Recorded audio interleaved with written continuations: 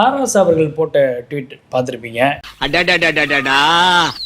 Government ரேஞ்சுக்கு நம்ம matter போயிடுச்சா என்னை போட்டுட்டு உடனே நீக்கி இருக்கிறாரு. அதை இதை கேட்ட உடனே திருமாவளவனுக்கு குதிச்சிருக்கணும்ல, அவர் கண்டுக்கவே இல்லை. என்ன கர்மத்தையெல்லாம் கொண்டீரா? ஏக வசனம் பேசுனா கேட்டு பேசாம இருக்கீங்க. நான் கேட்காத மாதிரி இருக்கல, அதே மாதிரி நீயும் கேட்டு கேட்காத மாதிரி இருக்க. அதுல வந்து ரொம்ப உக்கிரமான வார்த்தை, ரொம்ப கொச்சையான வார்த்தையை வந்து பயன்படுத்தி அவர் எழுதியிருக்கிறார். பூ முடித்தவளை கைவிட்டு புறம் தள்ளி புணர்ச்சிக்காக வேறு ஒருவன் சென்றால் கூட தவறில்லை என்று பெரியார் சொன்னதாக சொல்லியிருக்கிறார். இந்த திமிரு இருக்கிற வரைக்கும் எங்களை யாவனும் ஒண்ணும் பண்ண முடியாது.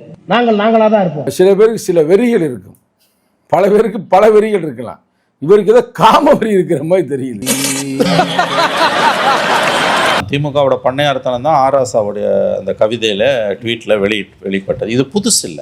திமுக அவருடைய தலைவரே ஜெயிக்க வைக்க முடியல திமுக காரர்கள். இந்த பேச்சு எப்ப நிப்பாட்டுவாங்க திமுக காரங்க? மற்ற கட்சிகள் எல்லாத்தையும் அவமானப்படுத்துறது மட்டும்தான் திமுக காரங்களோட வேலையா? உனக்கு என்ன வெறி இருக்கு? உனக்கு காம வெறி இருக்கான்னு தெரியல, எனக்கு தெரியல. இப்ப பேசுற பார்த்தா அப்படிதான் இருக்கு. அவங்க எல்லாம் சாதி வெறி, இவருக்கு மட்டும் காம வெறி இருக்குன்னு நினைக்கிறேன். திமுக வந்து இது செய்வது புதிதல்ல.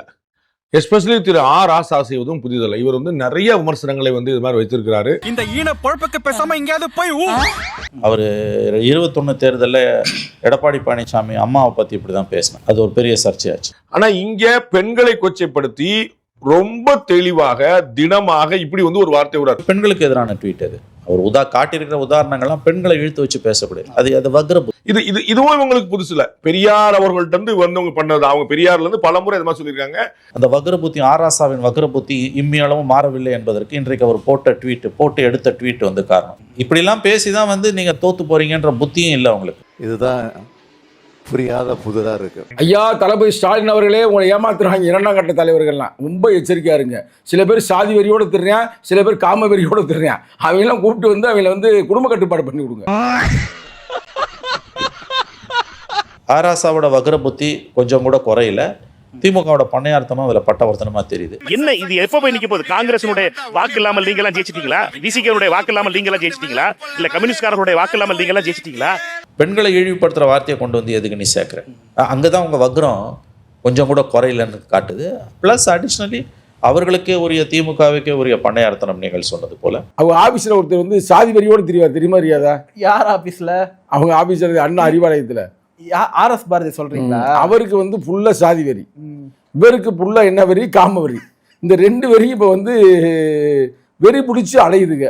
முன்னாள் முதல்வர் ஸ்டாலின் அவர்கள் கூட அதை கண்டிச்சிருக்காரு. ஏன்னா அது மாதிரி கடுஞ்சொற்களை பயன்படுத்தக்கூடாது. அவங்களுக்கு தெரியாம செஞ்சிருவாரா என்ன? தமிழக முதலமைச்சரா இருந்த திரு ஸ்டாலின் அவர்களுக்கு வந்து தெரியாம வந்து நான் செஞ்சுட்டேன் அப்படின்னு செஞ்சிருவாரா என்ன? இப்போ இந்த நெருக்கடியான சூழ்நிலையில உங்களுக்கு எல்லாருக்கும் தெரியும் திமுக தலைவர் வந்து எந்த அளவுக்கு மன வருத்தத்தில் இருக்கான்னு சொல்லிட்டு. அவர் எந்த அளவுக்கு உடஞ்சி போயிருப்பாருன்றது நான் சொல்ல வேண்டிய அவசியம் இல்லை, உங்களுக்கு புரிஞ்சிருக்கும்.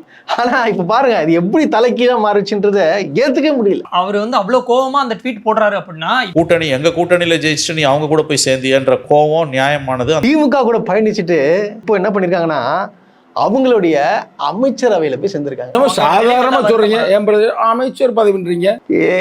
எனக்கு சொல்ல வார்த்தைகள் வரலங்க, அவ்வளவுதான். ரொம்ப மனசு கஷ்டமா இருக்கு. இதை மயில கொடுக்க வேண்டியது நீங்க எங்களுக்கு ஆரம்பத்துல. ஆனா இவங்க இப்படி பண்ணுவாங்கன்னு சொல்லிட்டு நான் உண்மையாலுமே நான் நினைச்சு கூட நான் பார்க்கவே இல்லை. என்னால ஜீர்ணிக்கவே முடியல. கூட்டணி கட்சிகளை வந்து நின்றவங்களுக்கு இன்னைக்கு வந்திருக்கிறவங்களுக்கு அமைச்சரவையில கொடுக்குறாரு.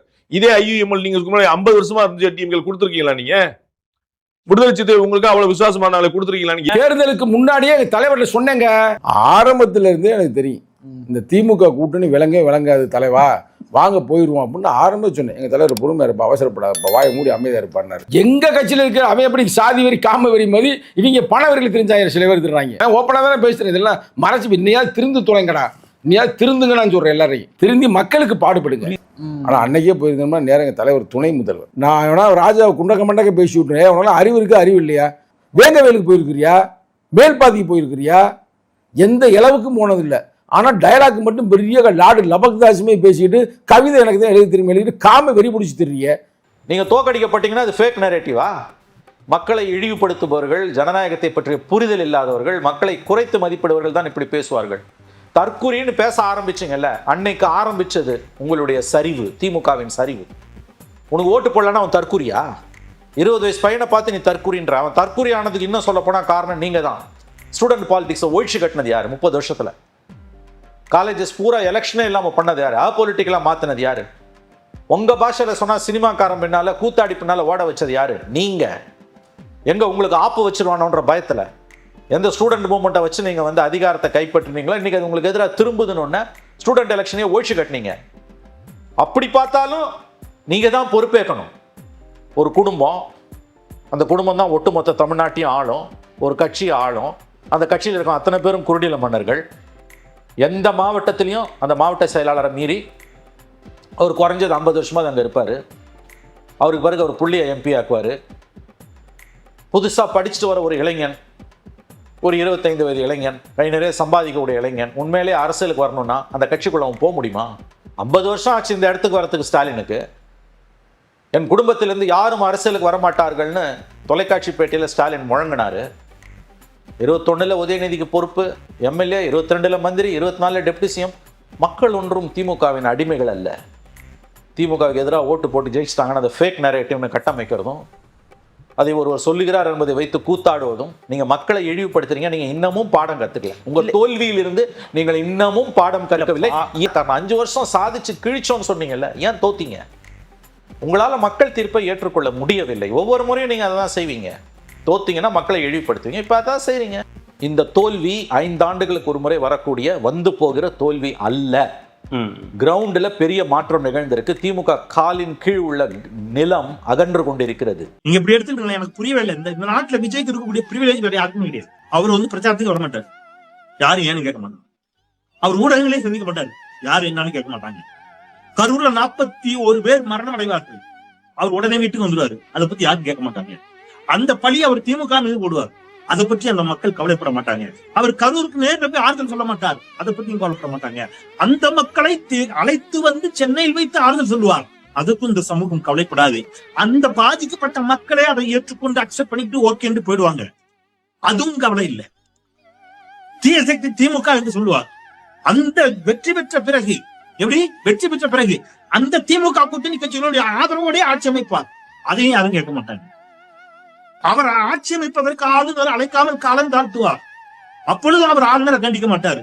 அவரை தவிர மத்த எல்லாரும் தமிழ்நாட்டில் அவருக்காக கண்டிக்கணும்னு இந்த ஊடகங்கள் கேட்கும், பேசும், எல்லாரும் கண்டிப்போம். ஆனா அவர் பேச மாட்டார். நீங்க பாருங்களேன், அதிமுக 2ஆக உடையும், அதை பத்தி யாரும் பேச மாட்டாங்க. தாவேகாவிற்காக, விஜய்க்காக ஒரு இயக்கம் உடைபடுகிறதை அதை கண்டிக்கிறவங்க யாரும் கண்டிக்க மாட்டாங்க. தாவேகாவிற்காக முன்னாள் அமைச்சர்கள், ஊழல் குற்றச்சாட்டுகளுக்கு உள்ளான அமைச்சர்கள் தாவேகாவிற்கு ஆதரவளிப்பார்கள், அதையும் யாரும் கேள்வி கேட்க மாட்டாங்க. அவர் இதை பத்தி பேசவே மாட்டார். விஜய் வாயே திறக்க மாட்டார். ஏன் விஜய் பேசல கேட்க மாட்டாங்க. எவ்வளவு பிரிவிலேஜ் பாத்தீங்களா விஜய்க்கு? இல்ல இவ்வளவு வாக்குறுதி கொடுத்தாரு, அந்த வாக்குறுதிகளை நிறைவேற்றுவாரா தெரியாது. முதல் நாளே அவர் வெளிப்படையா சொல்லிடுறாங்க, கஜானாவை காசு இல்லைங்கிற மாதிரி ஒரு கதையை கட்டுக்கதையை அவிழ்த்து விடுவார், அதையும் யாரும் கேட்க மாட்டாங்க. திரு ராஜேஷ்குமார் அவர்களும் ரொம்ப மகிழ்ச்சி பொங்க காமராஜர் வாழ்க, அன்னை சோனியா காந்தி புகழ் ஓங்குக, ராஜீவ் காந்தி புகழ் ஓங்குகன்னு சொல்லி ரொம்ப முழக்கம்லாம் விட்டார். நீண்ட காலத்துக்கு பிறகு அந்த குரல் எல்லாம் இந்த மாதிரி ஒரு பதவியேற்பு விழாவில் கேட்குற என்னங்க, அதில் போய் பாத்திமா புகழ் ஓங்குக, நயன்தாரா புகழ் ஓங்குக அப்படின்னு சொல்ல முடியுமாங்க?